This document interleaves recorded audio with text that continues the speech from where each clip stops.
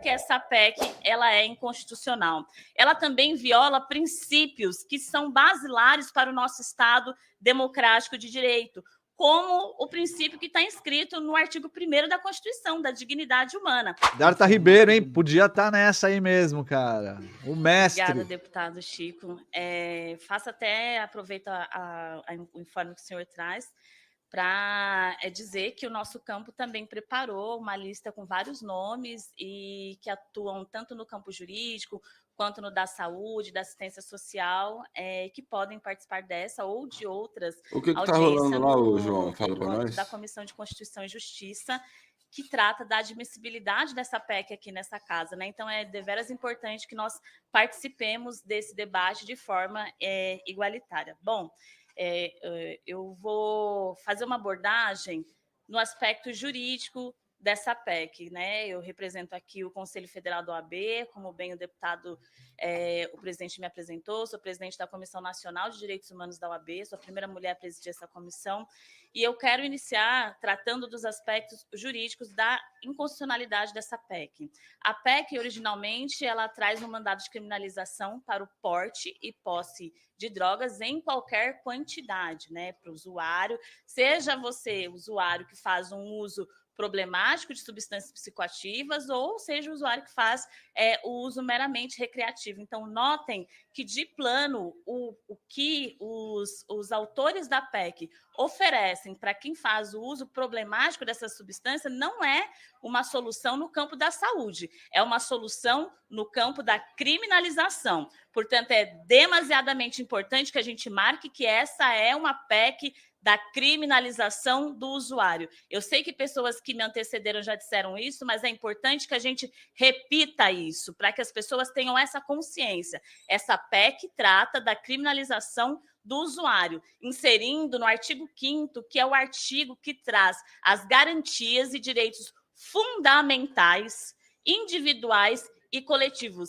Nós estamos tratando de um artigo que cuida de garantias de direitos. De acordo com o artigo 60 da Constituição Federal, o artigo 5º é cláusula pétrea, não está sujeito a alteração para a redução de direitos, muito menos para inserir nesse artigo qualquer outro inciso que traga reprimenda ou criminalização, punição, de modo que a natureza jurídica da PEC é totalmente incompatível com a natureza jurídica desse artigo, que é um artigo de garantias, não é um artigo de criminalização, não é um artigo de restrição. E aí fica já registrado uma das razões mais fortes porque essa PEC ela é inconstitucional. Ela também viola princípios que são basilares para o nosso Estado democrático de direito, como o princípio que está inscrito no artigo 1º da Constituição, da dignidade humana. A PEC fere o direito à liberdade, à intimidade, à vida privada, à honra. E aí é muito importante destacar que a dignidade humana, que é um direito fundamental, que é um direito humano, ela serve como um limitador para o poder punitivo. Isso significa dizer o quê? Que quando a punição ultrapassa a dignidade, ela é absolutamente ilegal. Nós estamos prestes a ver inserido na Constituição uma ilegalidade tamanha que rasga a essência, rasga o sentido da nossa Constituição. Um outro princípio que está sendo violado com a PEC, se ela for aprovada, é o princípio da lesividade. Peraí.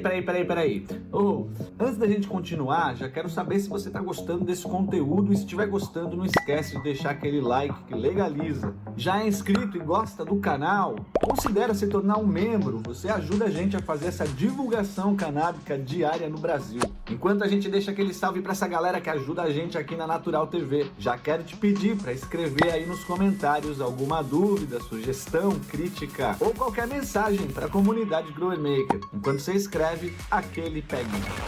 Esse vídeo tem o oferecimento de Ganza Lamps, Grow Power, o seu cultivo na veia, Flower Mind, a nutrição completa e descomplicada, Gorilla Microbes e as micorrizas, o seu cultivo biológico, Suruma Jardinagem para o teu cultivo orgânico. O Estado brasileiro, né, o direito penal brasileiro, se orienta pelo princípio do direito penal mínimo, pelo menos deveria ser assim, mas é a mínima intervenção do direito penal ou o direito penal como a última ratio, né, para resolver conflitos social. Significa que, dizer o quê? O princípio da lesividade. Uma conduta, ela só pode ser punida se ela causa um dano a um bem jurídico tutelado, a um bem jurídico de terceiros ou à sociedade. Se fazemos a leitura que o uso problemático de qualquer substância psicoativa causa um dano à pessoa que está usando, logo,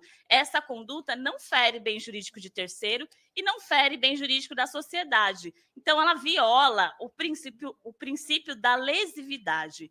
Eu faço parte do IAB, que é o Instituto IAB, Instituto da Advocacia Brasileira, Instituto dos Advogados Brasileiros, né? Muita sigla para lembrar. Mas esse instituto é o instituto mais antigo da América Latina no ramo jurídico, existe há 186 anos. E ontem nós aprovamos um parecer na Comissão de Criminologia e que vai a plenário, que traz todos esses argumentos e muito mais que eu estou trazendo às senhoras e aos senhores. Então, eu me comprometo, pastor, a enviar o parecer para o senhor e para qualquer deputado e deputado que queira, é só me procurar, que a gente troca assessor, troca contato, para que vocês tenham também conhecimento dessa elaboração desse parecer que foi feito a muitas mãos e eu tive o privilégio de participar da elaboração desse parecer. Um outro princípio que é violado por meio da PEC, né, é o princípio da alteridade. Que tipo de alteridade e proporcionalidade? A punição, uma pena, ela precisa ser condizente com a conduta que está sendo punida, com a conduta, né, que está sendo declarada ilícita. Então, quando a gente trata de punir uma conduta que lá, assim, pelo raciocínio da autolesividade, causa lesão apenas à pessoa que está utilizando a substância, nós estamos ferindo esse princípio também. É importante lembrar que o ápice da autolesão, segundo nossa Constituição, enfim, nosso ordenamento jurídico, é o suicídio. E nem o Código Penal, nem a Constituição, nem legislação nenhuma pune o suicídio. Se pune a incitação ao suicídio. Mas se o ápice da autolesão não é punido, que é acabar com a própria vida, por que, então, punir o uso de substância psicoativa, seja para meramente de forma recreativa ou de quem faz o uso problemático, né, de quem tem dependência, né? Então, diante desse argumento, a única coisa que eu posso pensar, já nos meus minutos finais, é que a criminalização das drogas, na forma com que se apresenta, reforça, declara o racismo contra uma população preta, uma população pobre e uma população periférica. E isso tem base no racismo, tem suas raízes no racismo científico, e eu vou explicar rapidamente. Em meados do século XVIII, enfim, estudiosos da Europa e do mundo desenvolveram aí uma pseudociência que buscava declarar ou nominar determinadas raças como inferiores ou como propensas biologicamente ao cometimento de crimes, associando características físicas, né, dessas pessoas ao cometimento de crimes. Isso abriu portas para algo que se chama antropologia criminal. O maior expoente da antropologia criminal é Cesare Lombroso, que em 1876 publicou um livro chamado O Homem Delinquente.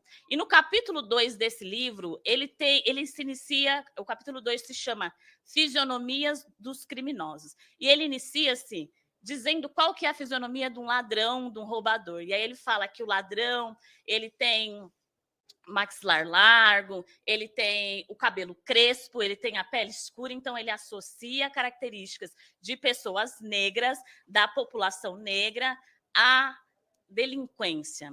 Nina Rodrigues, que foi um médico e transitou em várias áreas do conhecimento, introduziu esse conhecimento no Brasil, fundando a antropologia criminal no Brasil, e ele publicou um livro, um estudo, em 1894, alguns anos após a abolição da escravatura, chamado Raças Humanas e Responsabilidades Penais no Brasil. Esse estudo apresentava essa associação da miscigenação brasileira com as condições climáticas ao cometimento de crime, e Nina Rodrigues, embora não fosse do direito, ele propôs que o Brasil tivesse códigos penais diferentes para pessoas negras e para pessoas brancas, né? E a gradação da pena teria sua variação de acordo com a negrice da pele. Então, quanto mais escura, ou indígena, ou negro, quanto mais próximo do estereótipo africano a pessoa fosse, maior deveria ser a pena. E quanto menor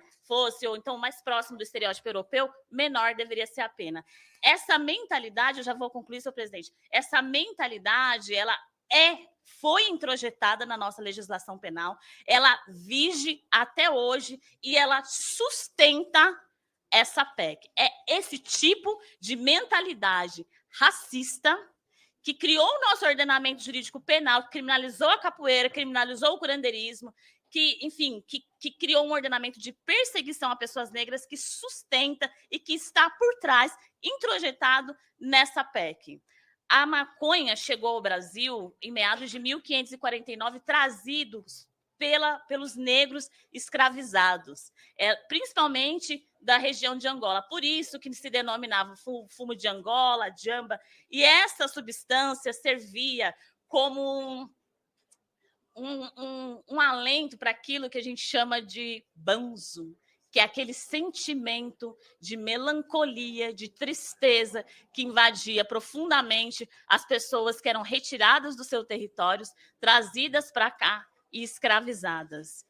A maconha, ela se popularizou na população negra e na população indígena. Os indígenas passaram a cultivar, e só a partir da década de 30 que ela passou a ser criminalizada no Brasil, depois de uma conferência aí do Brasil, em 1938, internalizar a Convenção de Combate a Tráficos e Substâncias Entorpecentes. Enfim, resumidamente, toda esse passo histórico para dizer que a PEC tem um fundamento racista, e que nós, sociedade civil, e que o Conselho Federal da OAB, a maior instituição, a maior entidade de classe da América Latina, não se curva a isso. Eu falo em nome da Comissão de Direitos Humanos, como conselheira federal que sou, não se curva a essa política racista e criminalizante. Muito obrigada, senhor presidente, muito obrigada pela audiência. Uau, cara, é só tapa na cara hoje, hein, mano? Rapaz, hoje nosso time veio forte, Natura. Sabe o que é a pena? Peraí, de novo eu aqui interrompendo, mas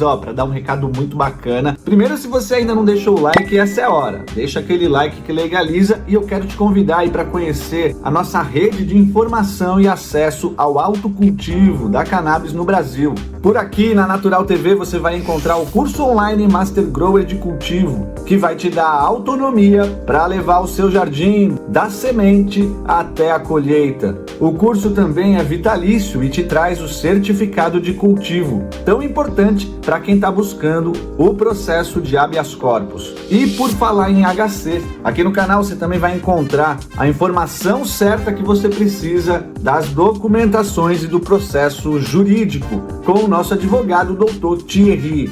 Para você que quer um acompanhamento mais personalizado, temos as turmas de consultoria, um acompanhamento diário e semanal de encontros, e toda a bancada do canal vai te ajudar a montar teu plano de cultivo e tirar todas as suas dúvidas. Todas essas informações você vai encontrar no aplicativo da Ganzá App, e os links estão todos aqui na descrição do vídeo. Vem fazer parte dessa família do autocultivo no Brasil. Bora agora então concluir o tema do vídeo de hoje? Marche!